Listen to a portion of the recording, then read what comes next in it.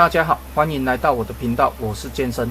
今天是2024年12月4号星期三。今天要来分享这4颗电池。这4颗电池是网友免费给我的，他说免费给我去做影片拍摄的材料。在此特别感谢网友免费的赠送。因为他在高雄地标85大楼附近工作，所以跟他约了时间来这边面交。他也有明确跟我讲，这4颗电池都是副厂的，所以我想了一个题材，就是我们来检查副厂电池的电池品质跟电池的内组。接下来我先把这4颗电池拆起来。要拆之前，我们先在电池这边个别给它写上编号。接下来我们把它拆起来，这4颗电池都是有电显的，这一颗还算不错，正常，4颗全亮，2颗，这一颗没有电压了，这一颗2个。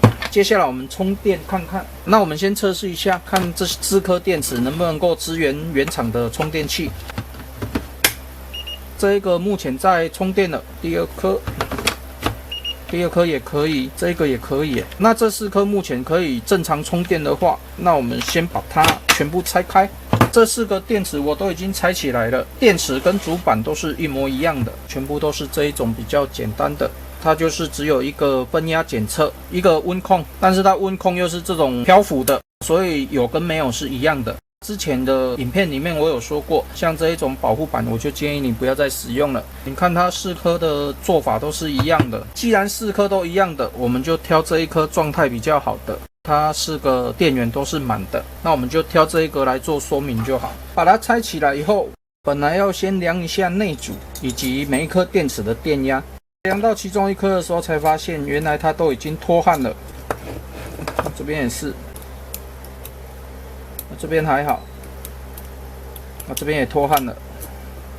那这种电池我们只要稍微一弄，它就整个掉下来了。其他的情况都一样，这一颗有4格电压的，这一个看起来目前状况是还好，所以我们可以将这个脱焊的，要么就是把它点焊回去，换一块比较好一点的保护板，那这一个电池就可以继续使用。因为我现在目前没有木田款的保护板，所以我现在就没有办法去做这些工作。这些电池我们可以逐一量看看每一颗电池的电压以及内组。那初步量起来的话，它还是有部分的电池，它的内组会稍微比较高一点，所以我们后续就可以把所有的电池都拆掉，然后把每一个电池充满电以后，我们再量电压跟内组，就可以一一的将接近的规格全部集中，再来组1颗电压以及内组接近的电池组。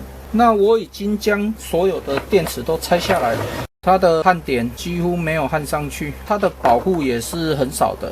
像这一颗旁边这边在点焊的时候都已经烧焦了。正常来讲，我们自己做电池的话，我们外面还会加一层轻科纸，就是这样子。因为你点焊瞬间的温度会造成它这边都融化，那你如果在点焊的过程当中不小心镍片去接触到正极跟负极，那这个很容易就烧起来。所以这一种副厂的制作的工艺，坦白讲我是还蛮担心的啦。有时候你会在网络上看到有一些电池引发的火灾啊什么的，绝大的因素可能就是它的保护做的不是很好，那它整个外壳的保护，就是我们放电池盒的保护也不是做得很好。那这一方面就是你如果要买这一些副厂的，那你可能要自己要注意一下。他们用了这个 CQTH18650的2000毫安时的电池，基本上应该是有厂牌的啦，但是我上网查一下没有办法查到它的详细规格。那通常像这种点焊烧穿的这种电池，这个我就不建议继续使用，所以我还是会先把电池经过一个检查，然后把好的留下来。那我这边先将拆下来的这些电池做电池容量的检测，容量的话大部分介在1100到1200左右，所以这些电池大概只剩下60%新了。那你要组电池包的话，这种电池也不耐用了，顶多就是拿来放在手电筒上，或者是做一些电蚊拍的电池更换。最后我们就是将所有的电池进行一个容量的检测，这边的规格我都大致上写上去了。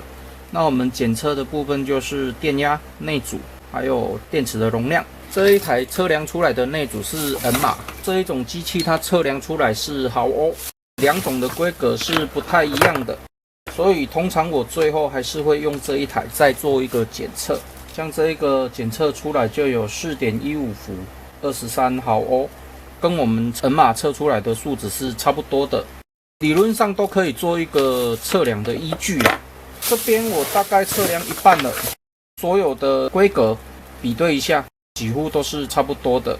所以这4颗副厂的电池有一点可惜啦，容量已经剩下约一半了，所以这些电池顶多也是只能拿来做一些比较不耗电的一些工具。那我这一篇网友免费赠送的4颗木田款的电池简易测试分享影片就分享到这边为止。那如果你喜欢我的影片的话，敬请订阅和分享，谢谢。